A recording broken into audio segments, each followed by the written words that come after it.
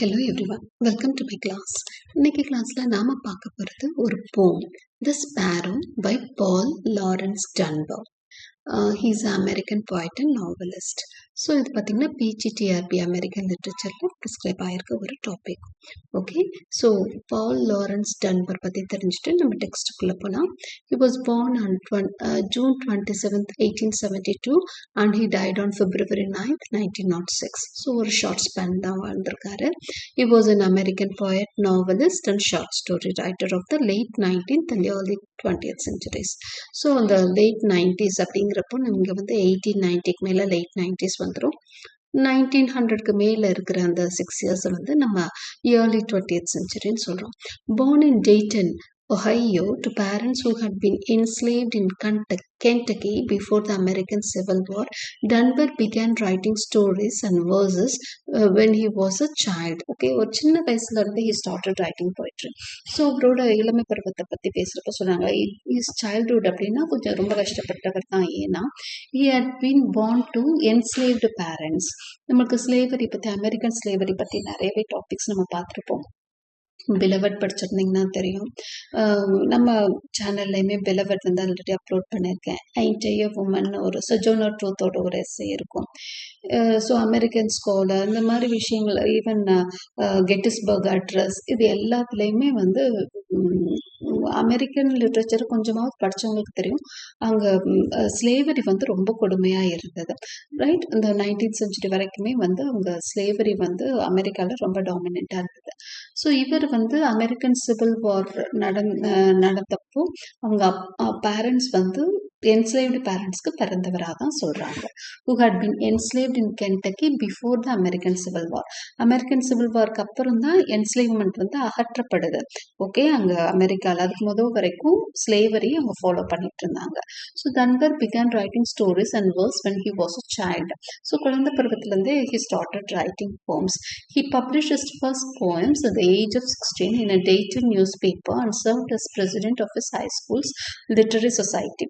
So 16th ஏஜ்லேயே அவர் வந்து first தன்னோட போய்ட்ரியை வந்து பப்ளிஷ் பண்ண ஆரம்பிச்சிடாரு. அவர் ஃபஸ்ட் போயம்ஸ் எல்லாம் அப்பயே வர ஆரம்பிச்சிருச்சு, ஏதோ கலெக்ஷன் வர ஆரம்பிச்சிருச்சு. ஸோ அந்த ஏஜில் வந்து ஹி ஸ்டார்டட் பப்ளிஷிங் போம்ஸ் அப்படிங்கிறது பெரிய விஷயம். அவங்க ஹி ஹாஸ் பீன் அக்னாலஜ் அப்படிங்கிறதும் பெரிய விஷயம் தான். ஏன்னா என்ஸ்லேவ்மெண்ட்டுக்கு அப்புறம் அப்போ தான் அவங்க ஃப்ரீயாக ஆரம்பிக்கிறாங்க. பிளாக் பீப்பிளில் அவங்களுக்கான ரெக்கக்னிஷன் கொஞ்சம் கொஞ்சமாக கிடைக்க ஆரம்பிக்கிற அந்த சமயத்தில் அவருக்கு பெரிய ரெக்கக்னிஷன் கிடைச்சிருக்கு. என்னென்னா he has become the president of his high schools literary society.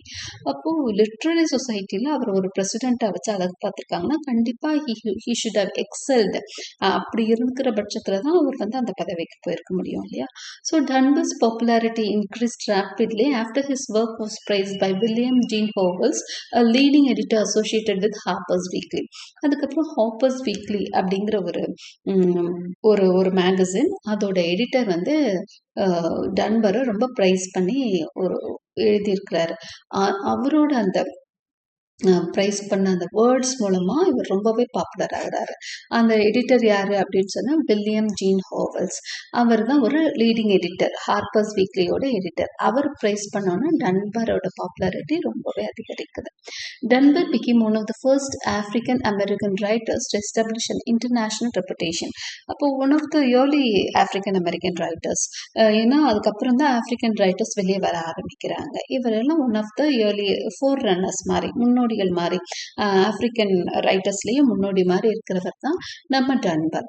In addition to his poems, short stories and novels, he also wrote the lyrics for the musical comedy in Dahomey, the first all African American musical produced on Broadway in New York. So அது மட்டும் இல்லாமல் lyrics நிறைய musical காமெடிஸ்க்கெல்லாம் எழுதியிருக்காரு. Okay, இன் டேஹமே அப்படிங்கிற ஒரு பிளேக்கு எதுவும் அவர் என்ன பண்ணியிருக்காரு, he has return lyrics. Okay, so அதை லிரிக்ஸ் எல்லாம் எழுதி கொடுத்துருக்குறாரு. இந்த காமெடி பிளேஸ்க்கு எல்லாமே அவர் இந்த மாதிரி ஒர்க்கும் பண்ணி கொடுத்துருக்குறாரு. ஓகே, நியூயார்க்கில் the musical later toured in United States and the United Kingdom. So இந்த மியூசிக் வந்து அந்த ஆல்பமோ இல்லை அந்த காமெடியோ வந்து வேறு வேறு ஊருக்கெல்லாம் கூட ட்ராவல் பண்ணி ரொம்ப பிரபலமாகுது. Suffering from tuberculosis, which then had no cure. Dunbar died in Dayton, Ohio, at the age of 33. And அப்பாவும் he died due to tuberculosis. Tuberculosis உங்களுக்கு தெரியும் இல்லையா, எலும்புருக்கினோன்னு சொல்லுவாங்க. ஸோ டிபின்னு சொல்கிறோம் இல்லையா அது.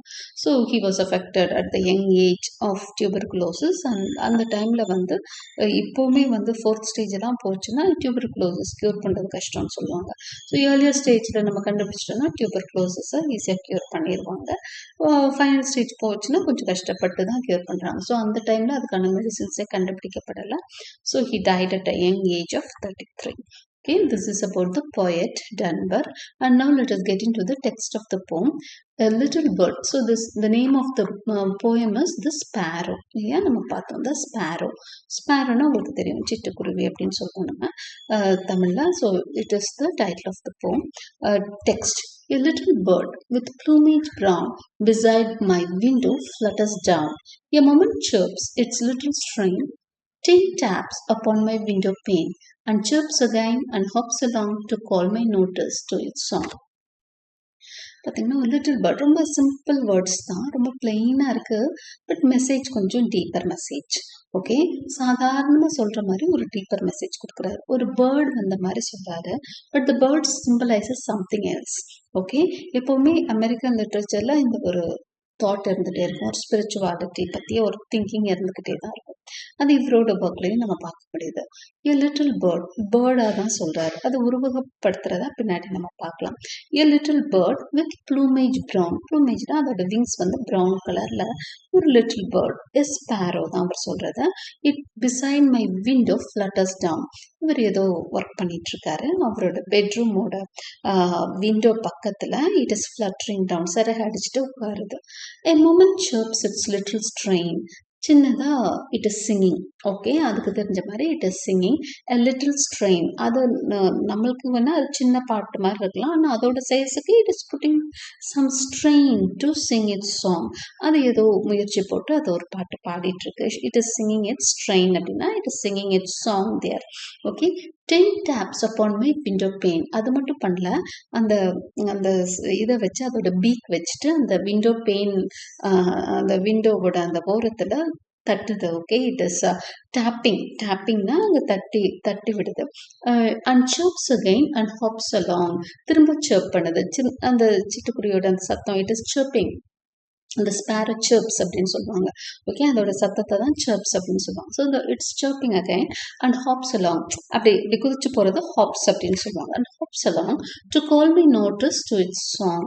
இது வந்து என்ன பண்ண அவருக்கு புரியுது, it wants to attract the poet. Okay, அந்த போயட் அட்ராக்ட் பண்ணுற மாதிரி தான் அது பண்ணிட்டு இருக்கு. என்ன பாருன்னு சொல்கிற மாதிரி இருக்கு. ஓகே, கவனி என்ன, நான் அப்புறம் உனக்காக பாட்டு பாடுறேன், notice me, see my song, hear my சாங்னு சொல்கிற மாதிரி அவருக்கு இருக்கு. But I work on nor he did slay. ஆனால் நான் வந்து அதை பார்த்தேன், பட் எனக்கு வந்து அதை கவனிக்க நேரம் இல்லை அப்படிங்கிறார் போயிட். ஓகே, நார் ஹீ டிட் ஸ்லே. அதுங்க இருக்கிறத கவனிக்கல இல்லை, கண்டுக்கலன்னா அவ்வளோதான். டில் இன் நெக்லெக்ட் இட் ஃப்ளைஸ் அவே. அதுவும் என்னை அட்ராக்ட் பண்ண நிறைய ட்ரை பண்ணி பார்த்துட்டு தென் இட் ஃப்ளூ அவே, அது பறந்து போயிடுச்சு அப்படின்னு சொல்கிறார். Okay, So birds of peace and hope and love come fluttering earthward from above. இப்போ இந்த இடத்துல இருந்து அந்த போயம் ஃபஸ்ட்டு ஸ்டான்ஸா பார்த்தீங்கன்னா ரொம்ப சிம்பிளாக ரொம்ப பிளெயினாக இருந்தது. ஒன்றுமே மெசேஜே தெரியல. ஒரு ஸ்பேரோ வந்தது, என்னோட விண்டோ பெயின் மேலே உட்கார்ந்தது. It was trying to attract my notice. என்னோட அட்டென்ஷனை இழுக்க பார்த்தது. It was chirping, it was hopping, it was tapping அப்படின்லாம் சொல்கிறாரு. நான் கவனிக்கவே இல்லை, நான் கண்டுக்கல, பார்த்தேன் ஆனால் கண்டுக்கல.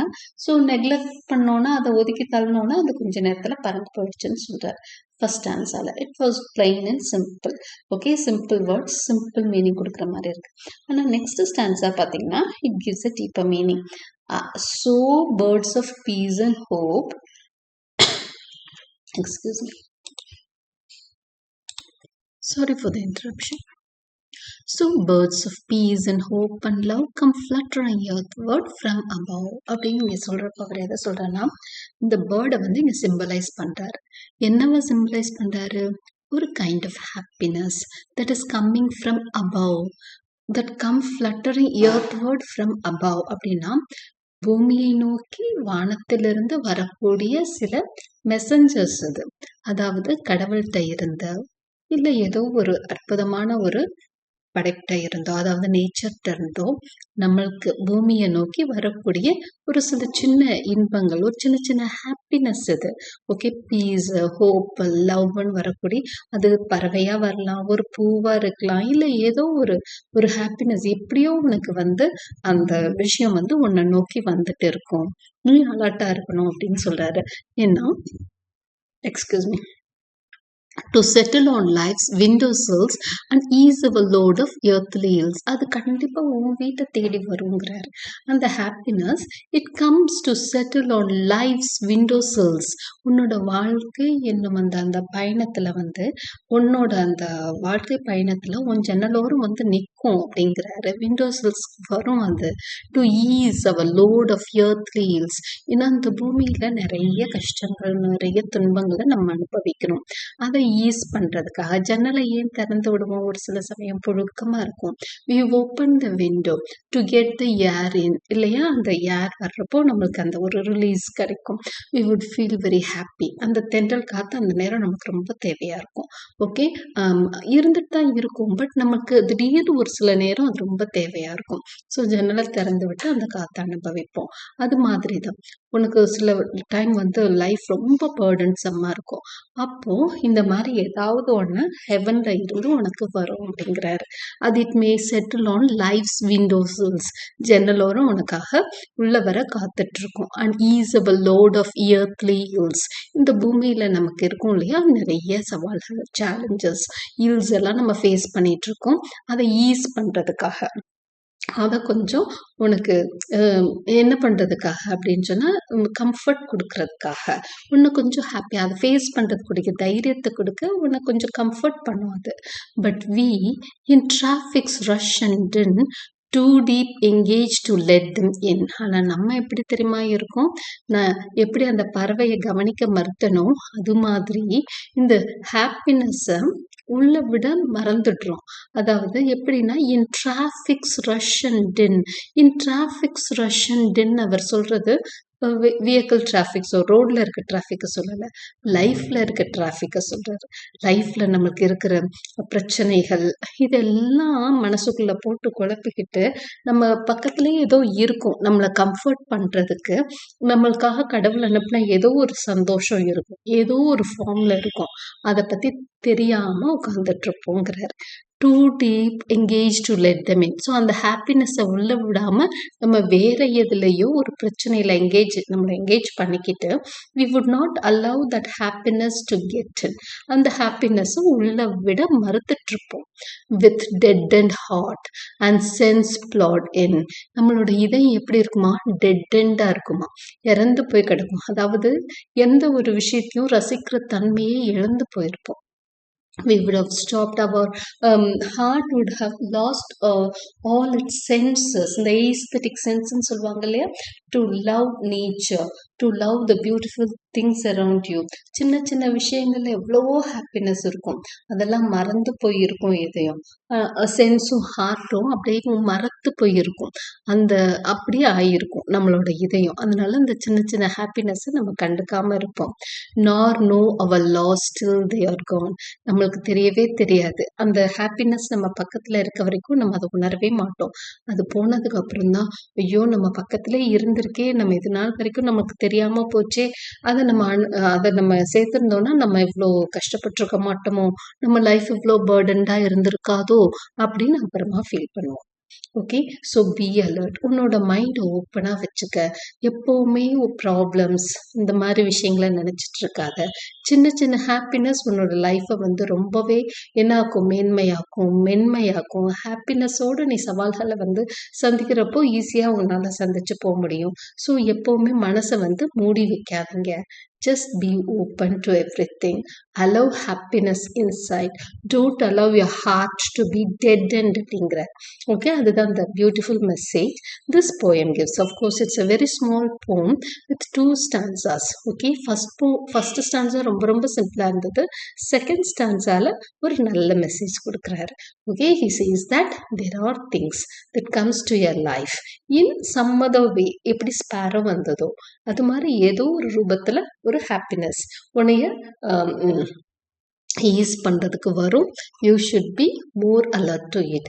அதுக்காக அந்த மனசுன்ற அந்த கதவெல்லாம் திறந்து வைக்கணும் அப்படின்னு சொல்கிறார்.